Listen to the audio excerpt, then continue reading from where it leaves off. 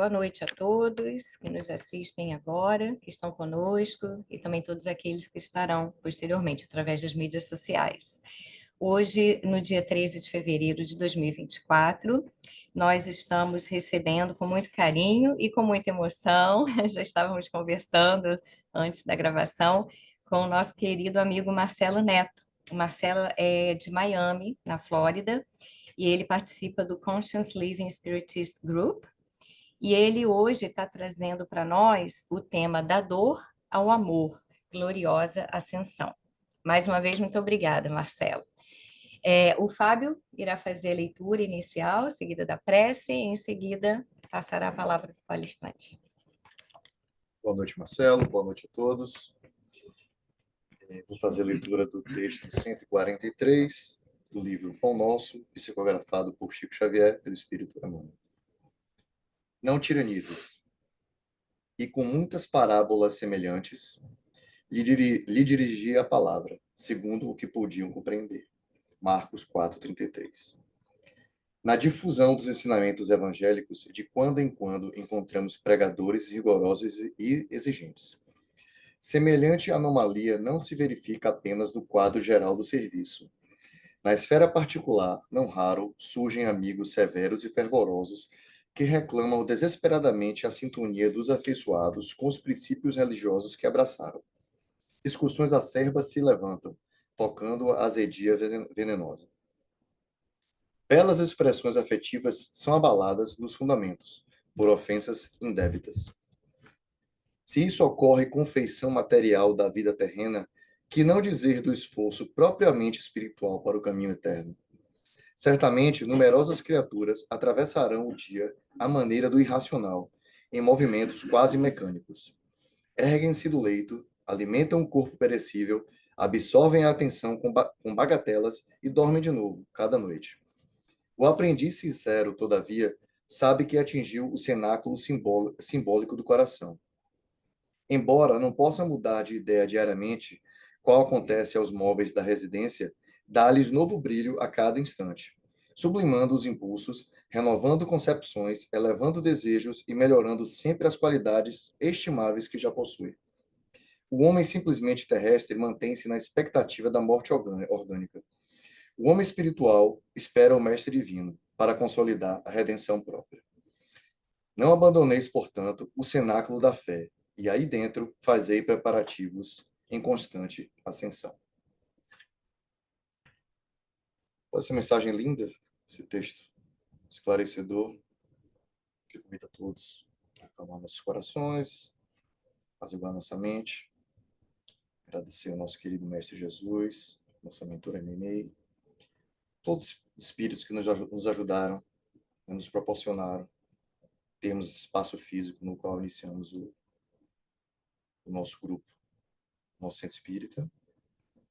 Agradecer por todos esses momentos que a gente teve aqui e pedir a eles que nos acompanhem, né? Mais uma nova jornada em outro espaço físico. Pedir também que eles abençoem o palestrante da noite e o iluminem com agradecimento, já que ele se dispôs com tanto amor, com tanto carinho, a trazer um pouco do seu conhecimento para nós. Obrigado, Senhor. Que assim seja, graças a Deus. Assim seja, graças a Deus. Marcelo, com você.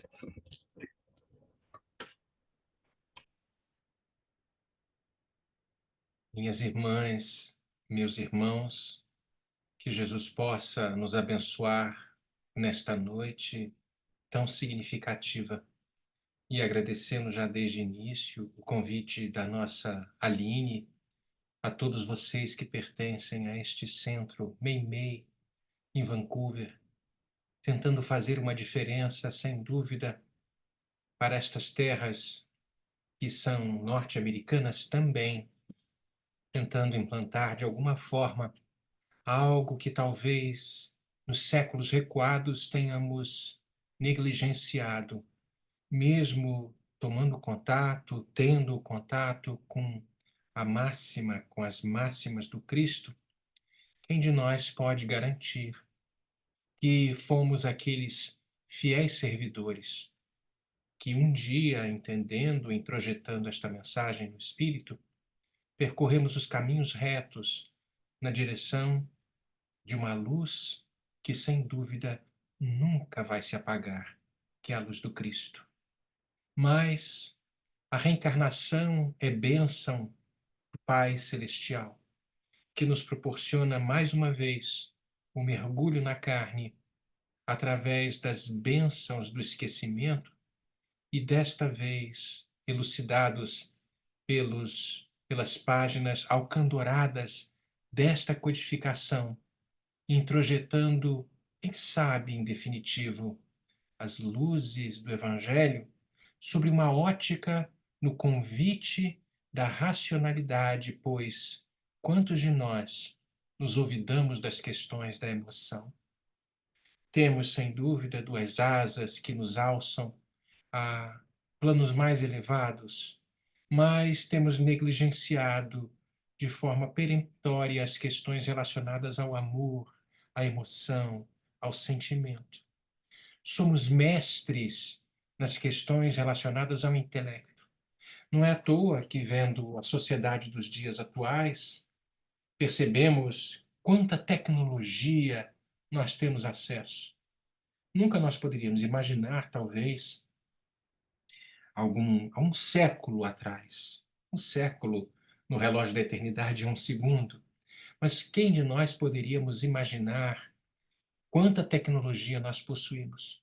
Nós estamos conversando aqui, eu estou aqui em Miami, vocês estão em Vancouver, e outros que se unem a esta plataforma, conseguindo nos observar, olhar uns aos outros e tentando, de alguma forma, compartilhar algum tipo de mensagem que tanto nos sensibilizou e que hoje, se formos talvez diligentes, disciplinados, que este conhecimento possa sair do campo da intelectualidade e possa fazer as pazes, fazendo as pazes com o coração, transformar este solo dos nossos corações que ainda está tão ressequido em algo diferenciado.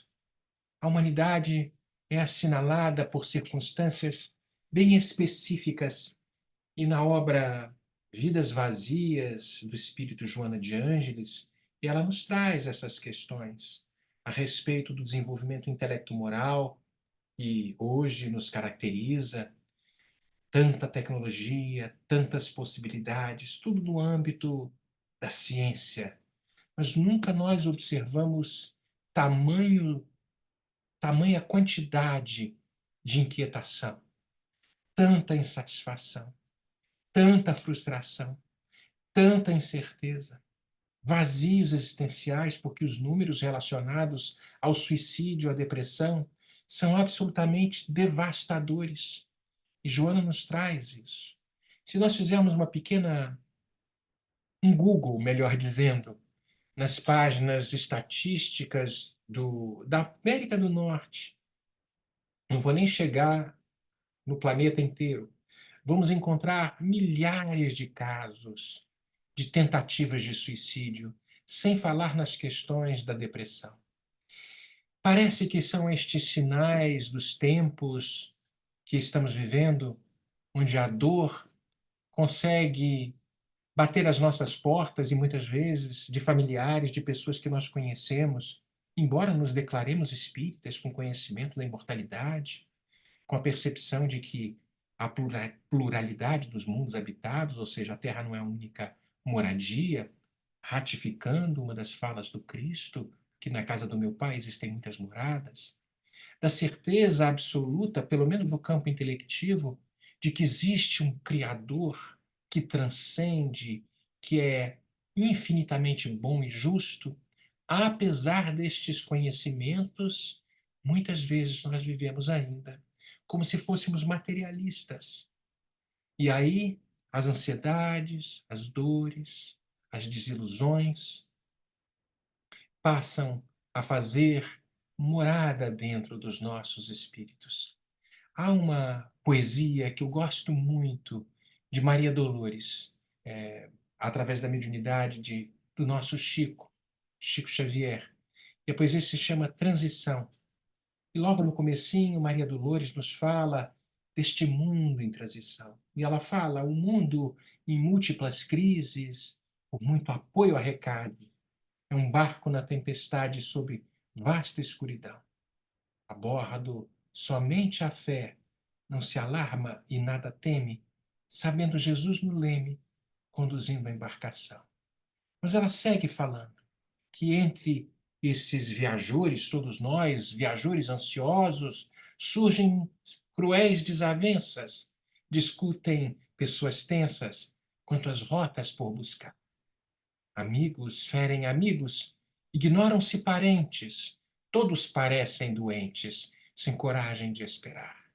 Coriscos, sinistras luzes, rasgam a hora sombria, ruge em torno a ventania, fazem-se os homens pigmeus. Não há quem pense nos outros, a multidão se atropela, clamando por bagatela, e ninguém pergunta por Deus. E ela fecha, nesta última estrofe, Maria Dolores falando: assim é a terra de hoje, em transição desmedida, é a vida mudando a vida, buscando equilíbrio e paz. Sofre as farpas da sombra em tua própria vivência, usa a luz da paciência, com essa luz vencerás. Maria Dolores, mais uma vez, num esforço, nos convence, nos traz, nos exemplifica, através desta fórmula, usando a luz da paciência, da ciência da paz. E com esta mesma luz, nós venceremos.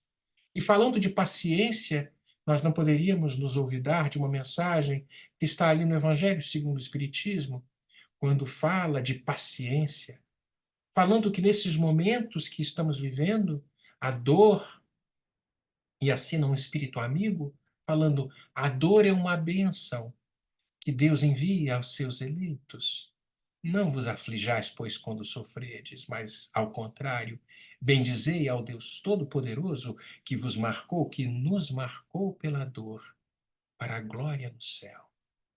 Sede pacientes, sejamos pacientes. Talvez nesta mensagem em consonância com Maria Dolores, nos trazendo talvez as reflexões do Evangelho de João, no capítulo 16, no versículo 33, quando o Cristo nos traz que, falando destas coisas para que nele nós tenhamos paz, ele vai nos falar que no mundo nós vamos ter muitas aflições, mas nos convida a um bom ânimo e nos convida a vencer este mundo íntimo, para que, através de uma observação destas placas tectônicas que ainda se ajustam dentro dos corações aflitos que possuímos, para que, confiando nele, saiamos deste movimento ainda, que ainda nos caracterizou e que ainda nos caracteriza, apesar de nos proclamarmos espíritas, cristãos, conhecedores de que há uma realidade que transcende a tudo isso, apesar de tudo isso, as nossas ansiedades seguem nos batendo à porta. Leon Denis, na obra belíssima O Problema do Ser, do Destino e da Dor, no capítulo 26, vai nos trazer reflexões muito profundas a respeito das dores. Ele fala que no mundo tudo sofre, tudo está em processo de transformação, mas a lei universal é a lei do amor, e através deste mesmo amor, Deus criou a todos os seres, a tudo que existe. Então, os momentos e os processos de dor são todos eles transitórios, todos eles têm data para terminar. Sem dúvida, a pergunta, e muitas vezes nos grupos de estudo, principalmente entre os jovens, que experimentam as aflições, as sensações de angústia, e vamos ter diversos exemplos, na insatisfação com o seu corpo, na insatisfação com as suas famílias, com os trabalhos, mostrando os espíritos que aí estão se apresentando, talvez como últimas oportunidades nesta terra tão necessária como escola de almas, que vai nos ensinar através da disciplina, das limitações, não as facilidades que muitas vezes a preguiça e o não entendimento das leis divinas não nos querem levar, mas uma dor que não tem como proposta, melhor dizendo, a punição. Uma dor que tem como proposta as questões relacionadas à educação do espírito, que ainda encontra extremamente desequilibrado. Mas aí perguntamos, mas Deus, por que ele criou a dor? Absolutamente Deus não criou a dor. Deus criou este universo infinito baseando-se na essência do amor. E todas as vezes que nos desviamos destas questões do amor, é natural que soframos as consequências da dor que vão mais tarde nos conduzir a um caminho mais ajustado. Percebamos, e através da fala do nosso Emmanuel, no livro Material de Construção, que ele nos traz que, muitas vezes, nesta analogia belíssima que Emmanuel nos traz, que a dor, muitas vezes, é como se fosse um convite de Deus para que nós possamos aceitar uma entrevista com Ele.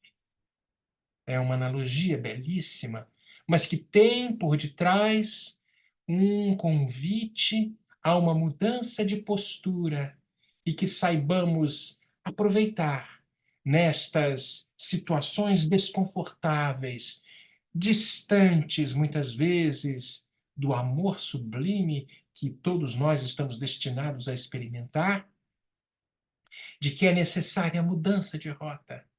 O mesmo Leon Denis vai nos falar que muitas vezes, quando suprimimos a dor para estes espíritos recalcitrantes que somos ainda, suprimimos ao mesmo tempo o que é mais digno de admiração neste mundo, que a coragem de, apesar desta dor está batendo nas nossas portas, nós consigamos dar a volta por cima, trazendo numa linguagem muito popular. Vamos fazer deste limão, uma limonada. Porque a história do mundo não é outra coisa mais do que a consagração do espírito humano pelas situações difíceis, obstaculizantes das dores. Sem esta academia da vida, melhor dizendo, nós não poderíamos provar da virtude completa que está por emergir dentro de cada um de nós. Bendita a dor, pois ela é a sinfonia que vai acordar os nossos corações para uma proposta de vida muito mais diferenciada. E aí vemos na obra Ação e Reação o nosso André Luiz falando da dor expiação, da dor evolução, da dor auxílio, para que, humildemente, nós possamos colocarmos-nos diante do Senhor da vida, e, em definitivo, nos consagrando apesar desta dor e mostrando que cada um de nós tem a coragem de vencer-se e, parafraseando, repetindo, relembrando a fala do Mestre, quando propõe àqueles apóstolos e a todos que ali estavam com ele: quem quiser me seguir, que carregue a sua cruz e siga-me. Eu, escutando a música que tocava antes no grupo, eu fiquei muito emocionado. É uma música de Tim e Vanessa, quando na letra fala Jesus como se estivesse se dirigindo a Simão Pedro: vem que eu te levarei aonde tu não queres ir, mostrando que este lugar onde não queremos ir é muitas vezes o local onde vamos testar as nossas capacidades de elastecimento da definição de caridade como era entendida por Jesus. A benevolência para com todos, a indulgência para com a imperfeição das nossas, a benevolência para com todos, a indulgência para com as imperfeições alheias e o perdão das ofensas. Vem que eu te levarei aonde tu não queres ir ainda. pelo comodismo, pela indisciplina, pela falta de percepção do que realmente é necessário para que nós, rompendo esta casca em definitivo, possamos nos declarar verdadeiros seguidores deste homem que ainda nos dias de hoje não foi entendido. O Espírito Lázaro, numa mensagem belíssima no capítulo 17 de O Evangelho segundo o Espiritismo, quando fala do dever, capítulo chamado Sede Perfeitos, uma mensagem que veio em Paris em 1863.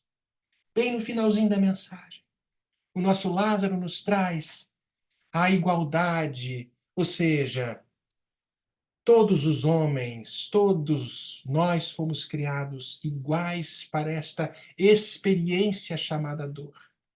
E Lázaro fala: pequenos, grandes, ignorantes ou instruídos, todos sofremos pelas mesmas causas, a fim de que cada um de nós não julgue em sã consciência o mal que pode fazer ao próximo. E no final da mensagem ele nos traz que a igualdade em face da dor é esta sublime providência de Deus, que quer que todos os seus filhos, instruídos pela experiência comum, não pratiquem o mal, alegando ignorância dos seus efeitos. Nós vemos aí, século XXI, tantas guerras. Meu Deus, por que estas guerras aí? E Kardec fez esta pergunta, e a resposta que os espíritos nos trazem: prevalência da natureza animal contra as questões espirituais.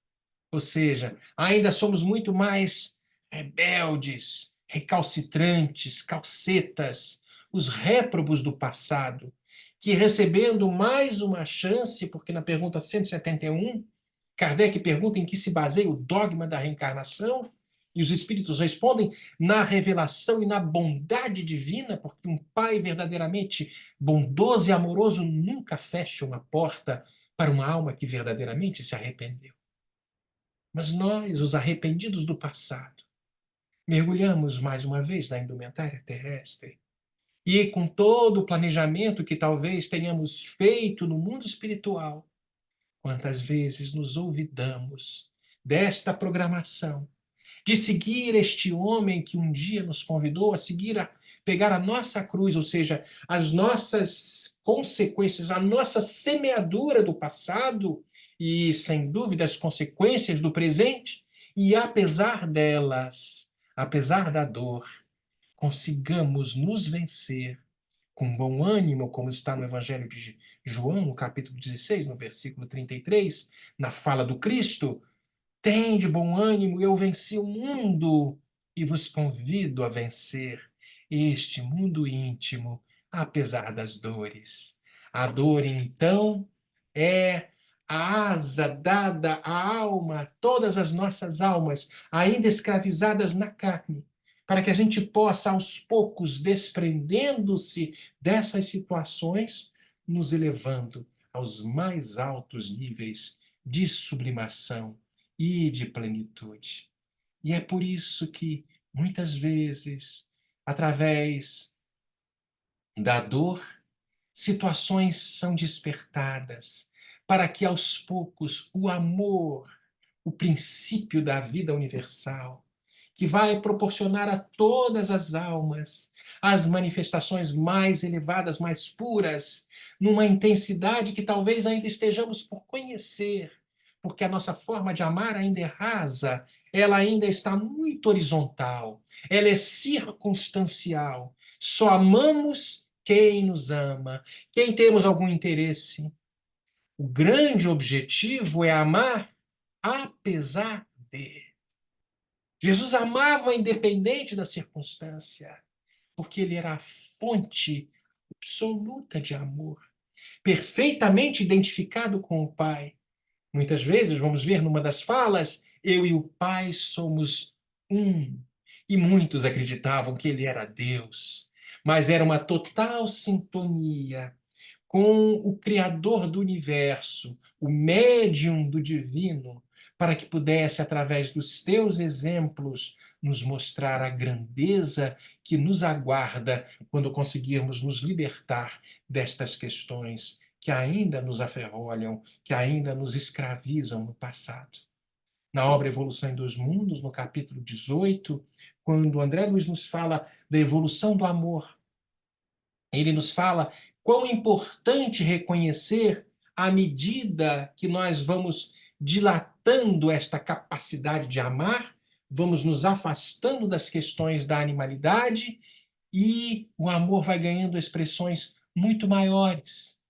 André Luiz completa num determinado trecho da mensagem: aqueles que já aprenderam a amar com Deus e por isso já conseguem se verticalizar na virtude, estabelecendo dentro deles algo diferenciado.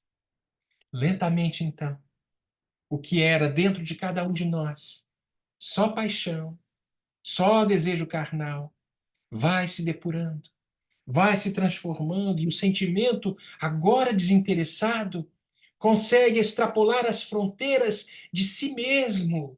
Não mais a afeição por um, por outro, pelo meu irmão, pela minha família, por alguns afins, mas a afeição por toda uma cidade, por toda uma pátria, por toda uma humanidade. Estes são os caminhos que estamos trilhando nestas escolas que ainda nos restringem ao círculo de irmãos que fizemos no passado, muitas vezes, os males, as situações complexas, para que treinando nesta primeira escola, talvez a família, algo tão negligenciado nos dias atuais, os primeiros passos para que desta mesma família, trabalhada, projetada pelo divino e trabalhada dentro de quatro paredes, debaixo do mesmo teto, possamos fazer os ajustes com aqueles do passado e eles conosco. Aos poucos, vamos adquirindo a plenitude, um desenvolvimento impressionante e uma capacidade de amar que ainda nos escapa. Aos poucos, quem poderia, segundo Leon Denis, falando de amor no capítulo 25 desta obra, O Problema do Ser, do Destino e da Dor, quem poderia descrever os êxtases que vão proporcionar estas almas purificadas, que já entenderam as questões do amor, que chegaram às cumeadas luminosas, nestas expressões de amor divino? Estamos falando do Cristo e de tantas almas que estão espalhadas pela literatura espírita. Este centro que tem como a sua benfeitora Meimei, a nossa Blandina. Quanto amor este espírito já aprendeu a distribuir, embora não seja um espírito crístico, quanto amor já aprendeu a distribuir. Por isso, absolutamente necessário ser corajoso e começar a amar nesta pequena escala, porque ainda não conseguimos dar este grande salto, mas não prescindir do exercício do amar. E para que nós possamos começar neste exercício, não nos esqueçamos do famoso BIP, que a gente brinca nos grupos de estudos: benevolência para com todos, indulgência para com as imperfeições alheias e perdão das ofensas. Esta era a definição de caridade, como era entendida por Jesus. E a gente vai ver isso na pergunta 886, porque Kardec pergunta qual é a definição de caridade, como Jesus entendia a caridade. E os Espíritos nos trazem esta definição. Aos poucos. E vamos chegando nas percepções de que este amor em movimento, esta caridade, como está numa carta que Paulo de Tarso envia à comunidade de Corinto, ele fala deste amor ágape. E o Evangelho, segundo o Espiritismo, muito belamente traz a caridade, porque a caridade é este amor ágape. Esta caridade, este amor é paciente, é brando, é benfazejo, não é invejoso, não é temerário, não é precipitado, não se enche de orgulho, não é desdenhoso, não cuida dos seus interesses, não se agasta, não se azeda, com coisa alguma, não suspeita mal. Este mesmo amor-caridade não se rejubila com a injustiça, mas se rejubila com a verdade. E num fechamento, quando Paulo manda aquela carta à comunidade a Timóteo, aquela epístola fala: tudo suporta, tudo crê, tudo espera, tudo sofre. Assim não era o Cristo? É a nossa destinação. Da dor ao amor, gloriosa ascensão. Aos poucos, vamos nos dando conta. Sei que parece muito poético e talvez muito distante da realidade que estamos vivendo. É verdade. Eu tenho total conhecimento disso, porque muitas vezes, lendo estas páginas da literatura espírita vasta de propostas especiais, de convites imortais para que nós saibamos aproveitá-los e dar o passo decisivo na construção de um homem de bem, de um ser humano de bem. Sei que tudo isso parece difícil, mas é perfeitamente possível. E vamos percebendo que à medida que nós vamos exercitando estas virtudes, a nossa capacidade vai se ampliando. As companhias espirituais benfazejas passam a fazer parte do nosso convívio, porque a lei de afinidade, naturalmente, convida estes espíritos para que, incentivando-nos a prosseguir, estoicos, verdadeiros, conscientes de que ainda vamos tombar algumas vezes, mas seguros de que o bem com B maiúsculo será a nossa destinação. Como nosso Francesco de Assis falando pace bene, paz e bem para com toda a humanidade. E nos convida, Senhor, faz-nos um instrumento de vossa paz. Onde houver ódio, eu auxilio a levar o amor. Onde houver ofensa, o perdão.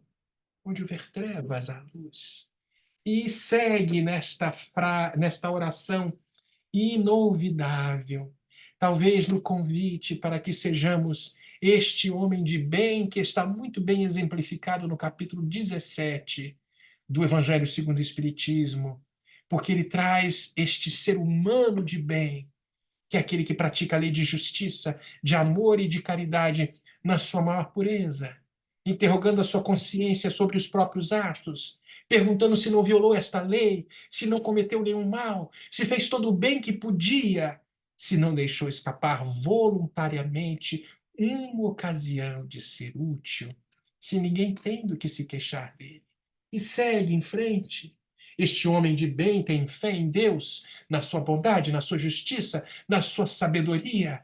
Sabe que tudo que acontece conosco acontece com a permissão de Deus. E por isso, não de uma forma passiva, nos submetemos à sua vontade, assim na terra como no céu.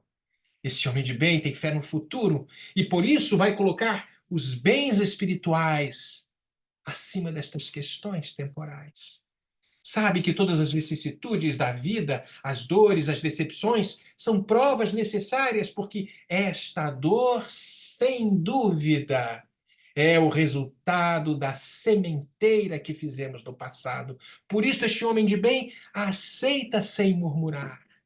Da mesma forma, possuído por este sentimento de caridade, como ele entendia Jesus, faz o bem sem esperar recompensa e segue na construção de um dia melhor, de um mundo melhor. A mensagem é belíssima e nos convida a uma nova postura, porque da dor ao amor, a ascensão é algo que, sem dúvida, iremos conseguir.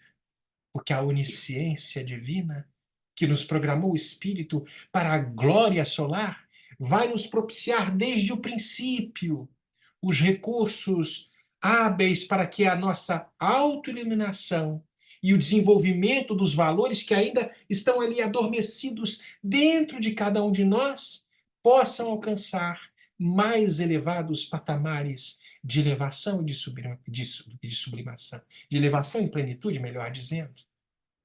Passo a passo, nós vamos nos superar.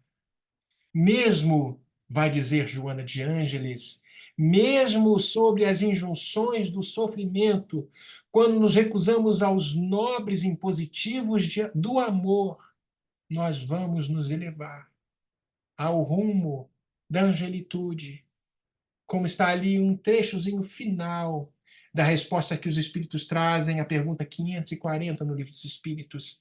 E eles falam, nos mostram do átomo primitivo ao anjo mais celestial, que um dia foi átomo, nos dando já o mapa, a rota, o caminho, o GPS necessário, e nos mostrando que um dia também chegaremos lá. Mas depende de cada um de nós, de ser corajoso, de talvez calar numa ofensa, de perdoar nos momentos mais difíceis, de talvez transformar estes sentimentos que ainda fazem parte do nosso interior, buscando a conexão com o divino nas preces sinceras, mesmo que a prece talvez não consiga ser construída de forma conclusiva dentro de cada um de nós, mas fechando os olhos e pedindo, sem palavras, do fundo do coração, a assistência de Deus.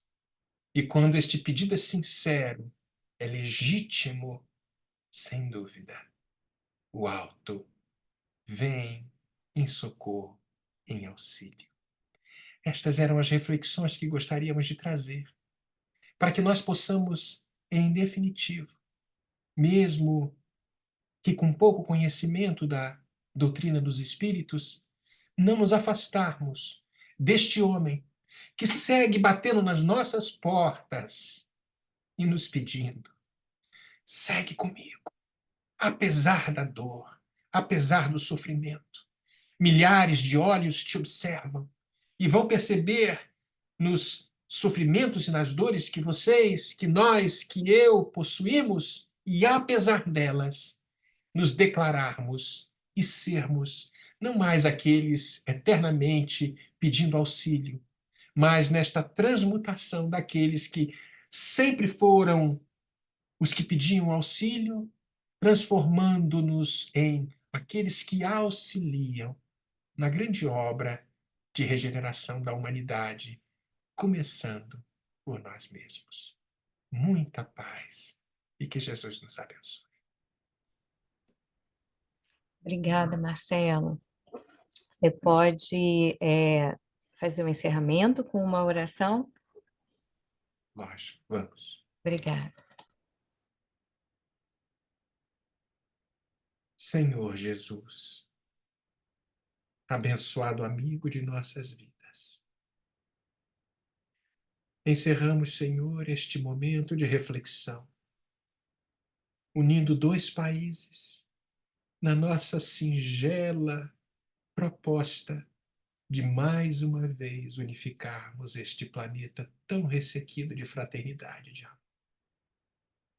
Traz, Senhor, nestes minutos de prece finais, não o pedido onde o ego tomou o partido nas diversas vezes de nossa existência, mas o desejo sincero das almas comprometidas contigo, para que um dia possamos declarar em alto tom de que esta terra forma uma só humanidade, proclamando a tua bandeira da caridade, que foi tão negligenciada no passado. Não somos outros espíritos, Senhor. Somos os lapidadores da paz alheia, agora envergando roupagens novas. Somos os pomicultores da usura, agora colhendo as dificuldades financeiras. Recapitulamos para aprender, recomeçamos para crescer. Ainda ontem, escutando a tua voz, voluntariamente, nos recusamos a seguir-te, mas, através das tuas intervenções, mergulhamos mais uma vez nas propostas abençoadas do Consolador prometido, entendendo, em definitivo, de que só através do amor, uns para com os outros, encontraremos a paz real e a vitória total sobre as paixões. Abençoa este grupo, Senhor.